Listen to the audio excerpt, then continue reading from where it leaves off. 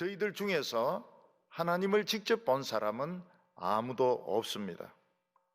그래서 사람들은 평소에 하나님을 의식을 하지 않고 살아갈 때가 많고, 또 많은 사람들은 하나님이 없다고 생각을 하고 살아갑니다. 왜냐하면 우리가 맨날 하나님을 보면서 살아간다면 무서워서 아무것도 하지 못할 것입니다. 하나님이 숨어 계시기 때문에 우리 인간들은 자기 원하는 대로 살아갈 수 있는 것입니다. 그렇지만 가끔 하나님을 느낄 때가 있습니다. 엄청난 태풍이 불거나 또는 토네이도 같은 이런 회오리 바람이 막 불어서 집도 날리고 어떤 때는 막 차도 날리고 이럴 때, 야, 이 참 하나님이 진노하시는구나 하는 생각이 들 때가 있습니다. 오늘 첫 번째 성경 말씀을 보면 하나님의 아들 복음의 시작이라고 말씀하고 있습니다. 이 마가는 예수님의 12제자가 아닙니다. 마가는 예수님의 제자의 제자입니다. 그러니까 바울의 제자이기도 하고, 또 바나바의 조카이기도 하고, 베드로의 통역관이기도 했습니다. 그러면서 복음 전도한다고 따라다녔는데, 처음에는 굉장히 그 마음이 여려가지고 좀 실패하기도 했지만은 나중에는 아주 훌륭한 전도자가 되었습니다. 근데 이 마가는 어머니가 신앙이 굉장히 좋았습니다. 어머니가 신앙이 좋아가지고 예수님이 붙들려서 십자가에 못 박혀 죽기 전에 예수님은 그 마가의 다락방에서 최후의 만찬을 베푸셨고, 예수님이 부활하신 다음에는 그 다락방에 모여가지고 성도들이 막 기도하다가 성령을 받은 바로 그 집 마가의 어머니가 신앙이 굉장히 좋은 분이었습니다. 오늘 1절 말씀을 보면 하나님의 아들 예수 그리스도의 복음의 시작이라 이렇게 말씀하고 있습니다. 마가복음은 하나님의 아들이 이 세상에 온 그 놀라운 그 사실, 그가 하신 일을 긴급하게 지금부터 이야기를 하겠다고 말하고 있습니다. 우리가 생각하기에 하나님의 아들이 이 세상에 직접 오신다면 어떤 일이 일어나겠습니까? 하나님의 아들도 불입니다. 활활 타는 불입니다. 태양보다 수십 배, 수백 배 뜨거운 불입니다. 말씀하는 불입니다. 하나님께서 하나님의 아들이 막 불덩어리가 돼서 활활 타면서 나는 하나님의 아들이다 이러면 우리 인간들은 그 하나님의 아들을 믿을 것입니다. 그렇지만 인간들은 그 열기가 너무 뜨거워가지고 막 바위 밑에 숨고 숲속에 들어가고 물속에 들어가고 그렇게 했지만 건물은 다 녹아서 없어지고 숲은 다 불타버리고 못은 막 끓어오르고 인간의 머리는 막 흑인 머리처럼 폭탄 맞은 머리처럼 막 라면 머리처럼 꼬불꼬불하게 되고 바다도 막 끓어오르고 그럴 것입니다. 그래서 인간들은 다 죽습니다. 이게 하나님의 아들의 원래 모습입니다. 활활 타는 불이 막 활활 타는 그 가운데서 말씀하시는 그분이 하나님의 아들의 원래 모습입니다. 그런데 그렇게 하면 인간 중에서 하나님의 아들을 감당할 사람이 한 사람도 없습니다. 또 하나님은 우리 인간들이 강요를 받아서 또 억압을 받아서 억지로 하나님을 믿는 것을 하나님은 원치 않으셨습니다. 우리 인간은 이성이 있지 않습니까? 우리 인간은 이성적으로 판단해서 하나님이 옳으시기 때문에, 하나님이 너무 그 사랑이 놀랍기 때문에 자기가 깨달아서 믿는 것을 원하시지 막 그 불 가운데서 무섭게 해가지고 억지로 믿는 것을 하나님은 원하지 아니하셨습니다. 그러면 하나님도 오실 수 없고 하나님의 아들도 오실 수 없고, 우리 인간들은 그 좋은 머리 가지고 한평생 살면서 죄란 죄는 다 짓고 70, 80 산다면 70, 80년 동안 죄는 다 짓고 영원히 멸망할 수밖에 없을 것입니다. 그래서 욥기에 보면 젊어서 죽는 게 낫고 태어나지 않는 게 낫다 그래서, 왜냐하면 인간은 살아있는 동안, 그 긴 세월 동안 죄만 짓다가 죽거든. 근데 하나님의 비밀 중에 또 비밀이 있는데 성령님이 계십니다. 이 성령님은 사람들의 눈에 보이지 않습니다. 그런데 성령님은 어떤 아름다운 모양을 만드시고 생명을 주는데 탁월한 능력을 가진 분이십니다. 그래서 예수님을 이 세상에 보내셔서 우리 죄를 책임지도록 하기 위해서 성령님께서는 그 예수님을 참 정말 비참하게 만드셨습니다.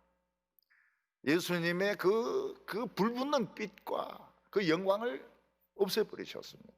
하나님의 아들이 이 세상에 왔지만은 전혀 하나님의 아들이 아니었습니다. 인간이었습니다. 인간이고 하나님의 아들 같은 모습은 찾아볼 수가 없었습니다. 엄청난 일이 일어났지만, 말라기는 앞으로 엄청난 일이 일어날 거라고 했는데 아무 표시가 없었습니다. 오늘 여기 두 번째로 보면 그 예수님의 소개자가 나오게 됩니다. 하나님의 아들은 이 세상에 구경하러 온 것이 아닙니다.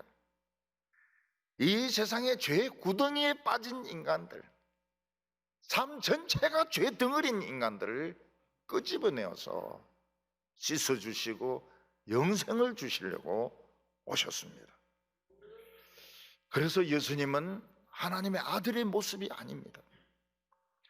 예수님은 어디를 봐도 인간이지 하나님의 아들 같은 모습은 조금도 없었습니다.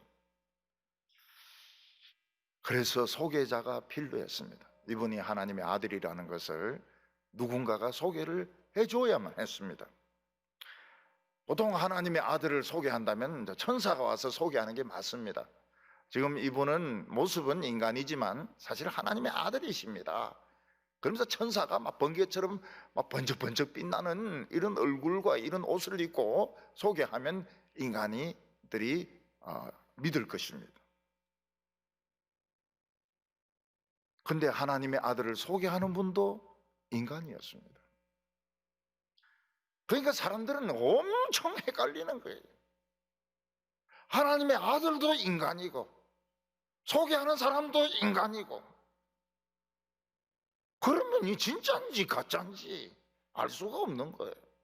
하나님의 아들이라는 사람도 인간이, 어디를 봐도 인간이고, 소개하는 사람도 천사가 아니고 인간이고, 진짜 하나님의 아들인지 사기치는 것인지 둘이 짜고 사기치는 것인지 알 수가 없는 거예요. 인간은 굉장히 혼돈스러웠습니다. 그런데 여기에 하나님의 큰 뜻이 들어있었습니다. 즉 하나님께서는 지금 인간이 천사보다 훨씬 못합니다. 천사보다 훨씬 못합니다. 천사 하나가 와가지고 인간들, 완전 무장한 인간들 18만 5천 명 단숨에 죽일 수 있습니다. 이 코로나가 아니고 패스트 써가지고 18만 5천 명 다 죽일 수 있습니다. 근데 하나님께서는 우리 인간이 예수 믿고 구원받는 순간 인간이 천사보다 높도록 만드셨습니다. 그래서 하나님의 아들을 인간으로 보내시고 하나님을 소개하는 사람도 인간으로 보내셔서 인간이 천사보다 높다 하는 것을 보여주신 것입니다. 이 하나님의 뜻입니다. 그래서 예수님도 인간의 몸으로 오셨고 소개자도 인간이었습니다. 또 하나님은 환상이나 또는 천사의 이런 말보다는 그 인간이 이 말로 하나님을 증거하는 것이 환상이나 꿈이나 천사의 말보다 훨씬 더 권위가 있게 하셨습니다. 지금 사람들은 사람이 하는 말 안 믿습니다. 아무 말도 안 믿습니다. 왜냐하면 거짓말을 그냥 물 마시듯 하기 때문에. 전에는 밥 먹는 듯이 했다 그랬는데 그럼 씹는 시간이 있지 않습니까? 요즘은 물 마시듯이 그냥 스트로 빨듯이 빠니까 그냥 거짓말이 막 술술술술 나오고 들어가고 이러니까 인간들 말은 어느 누구의 말도 안 믿습니다. 근데 하나님께서는 우리 인간이 예수 믿고 구원받았을 때는 그 음성에서 천사의 말보다도 환상보다도 훨씬 높은 하나님의 생생한 음성이 나오도록 하기 위해서 예수님은 육성을 썼습니다. 그래서 예수님은 방언으로 말을 한 것이 아닙니다. 예수님은 뭐 다른 희한한 못 알아듣는 말로 한 것이 아니고 그 당시 사람들이 쓰는 언어를 가지고 이야기를 했습니다. 왜냐하면 인간의 예수를 믿으면 이 언어가 진짜 너무 아름다운 말씀, 천사보다 훨씬 나은 말씀이 되기 때문에 그런 말씀을 쓰신 것입니다. 2절과 3절 보면 선지자 이사야의 글에 보라, 내가 내 사자를 내 앞에 보내노니 그가 내 길을 준비하리라. 광야에 외치는 소리가 있어 이르되 너희는 주의 길을 예비하라. 그의 오실 길을 곧게 하라. 이렇게 말씀하고 있습니다. 선지자 이사야는 이 소개자 세례 요한이 태어나기 무려 700년 전에 소개자가 온다고 예언을 했습니다. 하나님의 아들이 소개자도 없이 그 인간이 되는 과정 없이 그냥 오신다면 지구는 녹아버립니다. 건물도 녹아버립니다. 숲은 다 타버립니다. 그러나 그는 그 불을 버리시고 그 영광을 버리시고 그 엄청난 사이즈 버리시고 정자가 되어가지고 아기가 되셨습니다. 그리고 하나님의 말씀만 가지고 왔습니다. 인간들이 그 예수님이 하시는 말씀, 순수한 인간인데 인간이 하는 말씀을 들으면 하나님을 만나게 됩니다. 이게 비밀입니다. 하나님을 만나게 됩니다. 태양을 건너뛰고 우주를 건너뛰어서 불 가운데 있는 하나님을 만나게 됩니다. 이 하나님의 소개자는 어디에 나타나게 되는가? 이사야 선지는 광야에 외치는 소리로 나타날 거라고 말했습니다. 세례 요한이 진짜 광야에 나타났습니다. 광야에서 하나님의 아들을 소개하고 있습니다. 4절과 5절 보면 세례 요한이 광야에 이르러 죄사함을 받게 하는 회개의 세례를 전파하니 온 유대 지방과 예루살렘 사람들이 다 나와서 자기의 죄를 자복하고 요단강에서 그에게 세례를 받더라. 여기 보면은 죄사함을 받게 하는 회개의 세례다 이랬는데 우리 문화는 죄가 뭔지 모릅니다. 왜냐하면 우리는 성경과 하나님을 모르기 때문에 죄라고 하면 남의 물건을 뺏거나 남을 때리거나 괴롭히거나 이런 걸 죄라고 생각을 합니다. 근데 이스라엘 백성들은 하나님을 알고 율법을 알기 때문에 죄의 개념이 우리하고는 달라요. 그들에게 있어서 죄라고는 하나님을 대적하는 겁니다. 하나님께 무관심하고 하나님께 반항을 하는 것이 죄입니다. 그리고 뭐 도둑질하고 때리고 이는 이제 죄의 결과입니다. 죄의 결과, 부스러기 결과인 것입니다. 유다 백성들은 오랫동안 하나님께 반항을 했습니다. 하나님께 무관심을 했습니다. 그 결과 우상의 제물을 먹고 음란하고 도둑질하고 남에게 피해를 주었습니다. 그때 세례 요한이 무슨 이야기를 했느냐? 죄 씻을 수 있는 찬스가 있다. 그 찬스가 뭐냐? 내가 설교할 때 설교 말씀 듣고 죄 고백하고 세례 받으면 죄 용서 받을 수 있다고. 찬스다. 그랬을 때 유다 백성들이 막 수도 없이 몰려와 가지고 자기는 너무 오랫동안 하나님을 부정했습니다. 하나님께 반항했습니다. 그리고 무슨 죄를 졌습니다. 그래, 물에 기 들어가라. 팍 집어넣으면 할렐루야 하면서 이제 물에서 이제 나오고, 이런 일들이 막 일어나고 있었던 것입니다. 이게 하나님의 아들을 만날 준비를 하는 것이었습니다. 죄 씻음 받는 것이 전부가 아닙니다. 하나님의 아들이 오시면 엄청난 것을 주십니다. 성령을 주시고 영생을 주십니다. 지혜를 주시고 권능을 주십니다. 이 준비하는 겁니다. 죄 용서 받는 것은 준비하는 것입니다. 하나님의 아들은 불을 주십니다. 성령의 불을 주시고 성령을 주시고 영생을 주시고.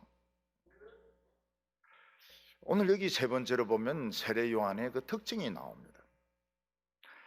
광야는 길이 없습니다. 아무데나 가면 되지만 아무데나 간다 해서 길을 찾는 것이 아닙니다. 어떤 때는 절벽으로 가서 떨어지기도 하고, 어떤 때는 그냥 광야에서 갔던 데를 또 돌고 하다가 지쳐서 죽기도 합니다. 오늘 사람들은 다 길을 찾고 있습니다. 무슨 길을 찾고 있습니까? 오늘 사람들은 성공의 길을 찾고 있습니다. 행복의 길을 찾고 있습니다. 공부 잘하는 길을 찾고 있습니다. 근데 처음에 이제 그 길을 찾아보면 길이 있어요. 좋은 길이 있어요. 근데 어느 정도 가다 보면 길이 없어집니다. 이 세상엔 길이 없어져요. 사람들 70이나 80 살다 보면 길이 없습니다. 돈은 있는데 길이 없어요. 학벌은 있는데 길이 없습니다. 결국은 죽습니다. 죽고 영원한 지옥으로 떨어집니다. 길은 딱 하나 있습니다. 예수님 만나는 게 길입니다. 예수님은 뭐라고 하면 내가 곧 길이다. The way. 내가 곧 길이다. 무슨 길입니까? 죽음을 뚫고 영생하는 길입니다. 한번 생각해 보세요. 죽었는데 살아납니다. 죽었는데 살아나요. 세례 요한은 이 세상에는 길이 없다는 뜻으로 세상 것은 철저하게 배척을 했습니다. 옷이나 음식을 가공한 것은 일체 쓰지 않았습니다. 6절과 7절 보면 요한은 낙타 트롯을 입고 허리에 가죽띠를 띠고 메뚜기와 석청을 먹고 그가 전파하여 이르기를 나보다 능력 많으신 이가 내 뒤에 오시나니 나는 굽혀 그의 신발끈 풀기도 감당하지 못하겠노라. 요한은 하나님의 아들을 소개했습니다. 이 세상은 길이 없다. 내 뒤에 한 분이 오시는데 나는 그분의 신발을 끈을 풀 수도 없다고 했습니다. 옛날에는 사람들이 샌들을 신었기 때문에 종들이 샌들 끈을 매기도 하고 풀어주기도 했습니다. 근데 이 신발끈을 풀었다 맸다 하는 종은 끝발이 제일 낮은 종이었습니다. 1년차 종입니다. 1년차 종. 한 몇 년 올라가면 그 신발 매고 끄고 안 해요.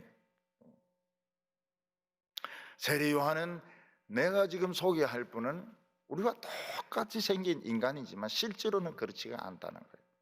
나는 그분의 종의 종도 못 된다는 거예요. 굉장한 분이시다. 그분은 하나님의 아들이라고 소개를 했습니다. 8절에 나는 너희에게 물로 세례를 주거니와 그는 너희에게 성령으로 세례를 주시리라. 세례라고 하는 것은 물로 막 뒤집어 씌우는 것을 말합니다. 예수님께서는 우리에게 막 성령을 부어가지고 우리 안에 있는 죄의 흔적, 죄의 본성 다 태워버리고 예수님의 불을 막 성령에 넣어가지고 우리 안에 있는 못된 본성 다 태워버리고 하나님의 진리를 이해하는 데 천재가 되게 하시고, 그리고 죽음을 이기고 영생하는 이 성령의 세례를 우리에게 주신다고 소개를 했습니다. 근데 성령님은 우리 안에 이 응어리진 마음을 풀게 해서 사랑을 알게 합니다. 사랑을. 이 사랑을 안다는 게 참 중요해요. 남녀가 맨날 만난다고 사랑하는 게 아닙니다. 어디 가면 잡아먹을까 그거 생각하는 것이지 사랑하는 게 아니에요. 이 얼어붙은 마음을 녹여서 사랑을 하게 합니다. 입을 풀어가지고 아름다운 말을 하게 합니다. 그리고 이 근육을 풀어가지고 이 하나님의 일을 하게 막 박수도 치고, 교회에 떨어진 휴지도 주고. 휴지 줍는 거 그거 어렵습니까? 안 줍습니다. 내가 누군데 말이야. 응? 내가 이 교회에 장로고 말이지, 권사고 이런데 휴지 이런 것들은 미아원이 주어야지 안 줍습니다. 결국은 그 굳은 근육 가지고 지옥에 가는 거예요. 이 지구는 폐기됩니다. 그 지구에 막 건물을 짓고 지구에 투자한 사람들은 지구하고 같이 망합니다. 지구는 떨어집니다. 결국은 저 밑에 불구덩이로 떨어집니다. 지구는 너무 오염이 되기 때문에 지구는 떨어지게 되어 있습니다. 폐기되게 되어 있습니다. 말라기 선지는 앞으로 큰 일이 일어난다고 했는데 아무 일도 안 일어났습니다. 실제로는 큰 일이 일어난 겁니다. 하나님의 아들이 그래 부서지가지고 정자가 돼가지고 인간이 돼가 왔어요. 하나님의 아들이 왔다는 것은 이미 심판과 구원이 시작이 된 것입니다. 믿는 사람은 구원이고 안 믿으면 심판이고, 죽고 난 뒤에 심판대에 가봐야 안다 그런 거 없어요. 여기서 결판 나는 겁니다. 하나님의 아들의 복음은 긴급한 복음입니다. 마가는 하나님의 아들 예수 그리스도의 복음이 시작이라 긴급한 복음입니다. 그냥 이 말씀을 믿느냐 안 믿느냐에 따라서 영원히 사느냐 영원히 죽느냐가 결정이 됩니다. 느긋하게 할 일 다 하면서 믿는다? 그건 안 믿는 겁니다. 하나님의 아들이 왔는데 느긋할 수가 없어요. 직장에 대통령이 왔는데 느긋하게, 그런 공무원은 이거는 날아갑니다. 하나님의 은혜가 임할 때 딱 잡아야 됩니다. 완전히 이거 붙잡고 이거 늘어져야 됩니다. 오늘 인간은 하나님께 반항하면서 살아가고 교회 욕 엄청나게 합니다. 그 뒤에는 언론이 있습니다. 그 언론 뒤에는 주사파가 있습니다. 근데 교회가 진짜 틀렸다 해가지고 욕 무지무지하게 하고 있습니다. 이웃을 사랑하지 않는 교회는 예수의 가르침을 듣지 않는다고 반항하는 겁니다. 반항하는 거. 반항하는 거. 빨리 그 반항을 버리고 말씀에 복종을 해야 됩니다. 우리 기독교인들은 똑같아요. 똑같아요. 앞으로도 똑같습니다. 외국의 어떤 축구 천재가 죽었습니다. 며칠 전에. 마라도나죠. 그 신문에는 뭐라고 적혔어요? 천국에서 공 차고 있을 거다 이렇게 해놨어요. 천국에서 공 차고 있을 거다. 천국이 축구장입니까? 이 세상에서 마리아나 하고 술 마시고 못된 짓은 다 했는데 지옥에 축구 공도 없어요. 다 터져버리고. 그런 엉터리가 어디 있습니까? 영원한 불의 심판이 있는 것입니다.